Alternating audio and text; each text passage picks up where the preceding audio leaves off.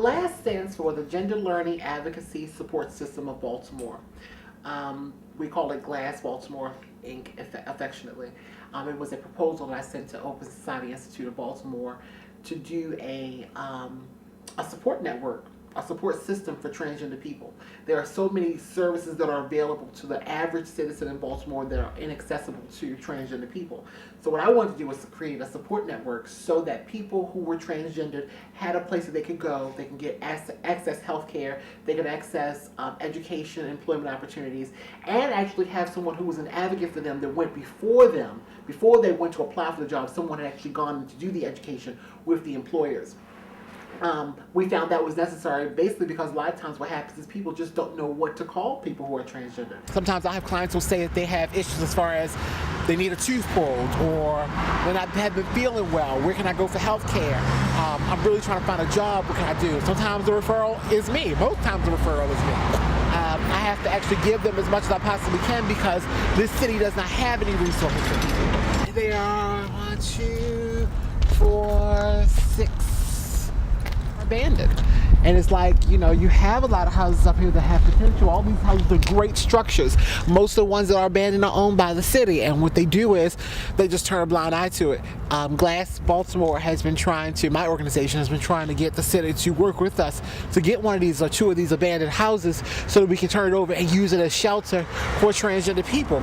So GLASS actually was born out of the concept that people need to be educated and there need to be some kind of advocacy around transgender people who are trying to live productive lives but can't. They're forced into a life of survival sex or sex work, as most people commonly call it, in order to sustain a life that they feel is optimum for them. But they're never able to reach that full potential of their life because of whatever the other social stigmas are around the gender identity.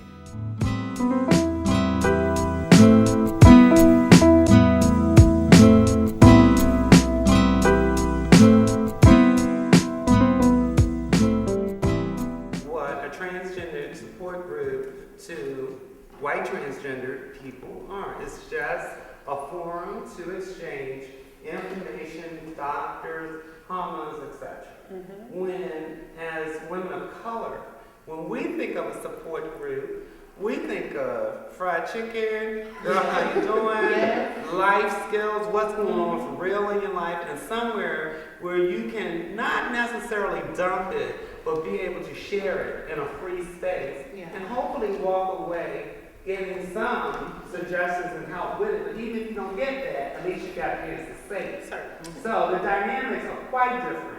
A lot of my friends, they were going to meetings, and at the time when I met Sydney, I was still at home, and my mother wanted me to be, you know, at first she had a problem with my lifestyle, but she felt as though as long as I kept good grades in school, took care of my business, had to get a high school diploma, go to college, she was fine, and she wanted my recreation, like my downtime, to be just as good as my regular time. So what she was looking around at some things, and she came across the gay, lesbian, and transgender community, and I went to a couple of meetings and I sat in and I met Sydney, and she was really like, her upkeeping, her outlook on life was really, really nice. Now, as I'm sitting here right before you, I'm living in a situation that I'm not comfortable in, and not what I'm used to. But I told my friend, I said, I'm coming up there to help you. I told her that a year ago. And I said, I'm going to come up there. And I said, because I believe in what you're doing. I said, I don't know how to do it here. I have no support here. And I don't know how to do what you do. But I want to be a part of what you're doing. And it was my decision to say, okay, at this point, I can now come out and say, okay, I can say now I'm transgender. Right. Even though there are people probably who knew. I never said it. Right. I would not have said it. If you were coming at Right. oh, absolutely not.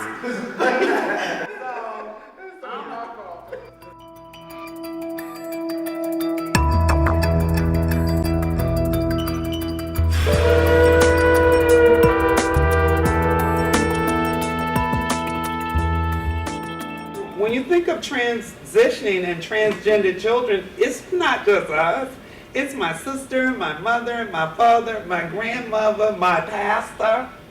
growing up in the church, I was an abomination. I was an aberration. I was something to be feared. I was something to be loathed. And I caught that and I put that within myself.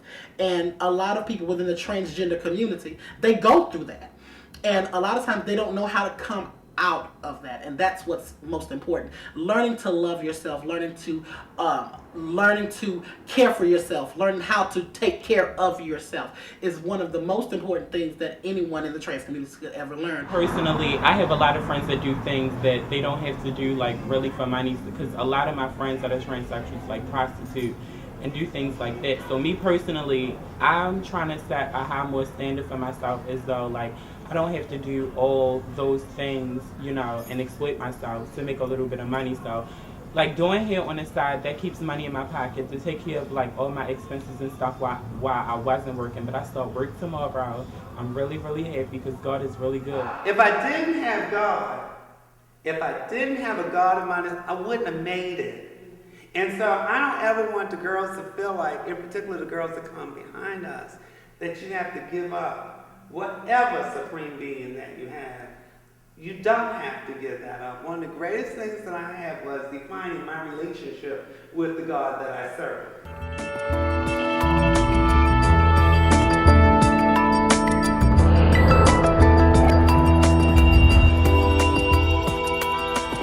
This whole thing is about a fight.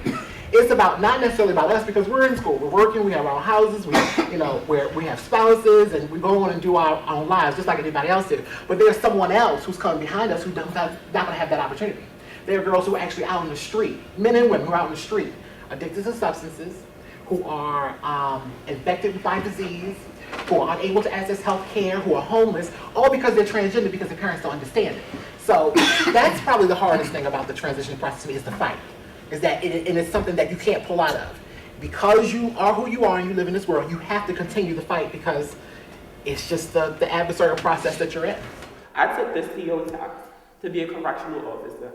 I don't know any transsexuals or any gay people that has held that job, and my cousin's like, are you really gonna take it? With me, I'm like, yeah, I'm gonna take it. Did they accept it? I took the test, and they said it takes 3 to 4 weeks for your results to come back. I waited and I rocked, and I waited and I rocked, and everybody's like, Kanae, are you really gonna do it? Hell yeah. My cousin's results came back and she passed. And I'm like, Tracy, did my results come back? She like, no. So another letter came, her paper for her interview. She called, she had her interview. I'm still rocking like, did my letter come yet? She's like, no, that letter came. I walked in the house and my cousin said, you passed. I dropped to my knees and I just thank God, like, thank you. Like, I passed this CO test, like, that means so much to me. And a lot of my gay families like, well, if you do get that job, you'll be like the Rosa Parks of the gay community or something like that. Like, I'm so proud of you.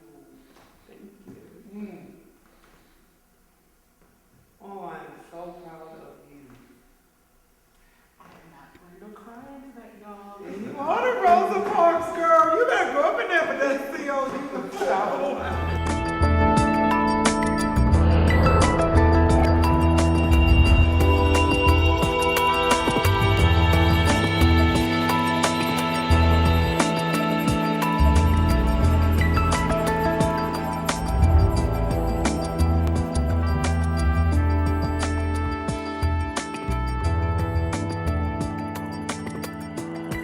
According to the DSM, that's the Diagnostic and Statistical Manual of Mental Disorders, they define gender identity disorder as a strong, persistent feeling of identification with the opposite gender and discomfort with one's own assigned sex.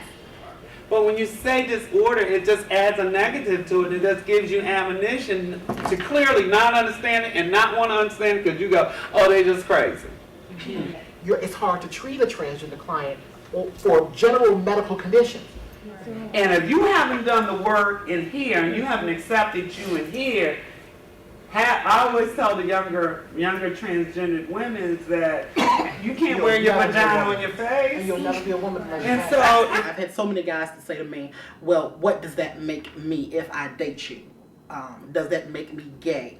And you have to get them to understand that if you're dating a man, then yes, you are gay, but you're not dating a man. You are attracted to what you are attracted to. Ask the average man or the average woman what they are attracted to, and I can give you a transgender person who will fit the attraction.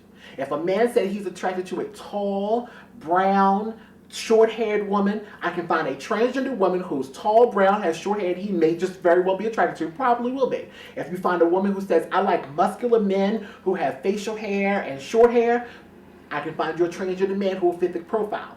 So then, what does it mean? Are we attracted to genitals, or are we attracted to our gender identity? That's where we all have to question ourselves, and some people don't want to ask the question because some of us just don't want to know. If there's anything you need us to help you with, you let us know. Transgender is such a small thing of who I am. I'm a woman first.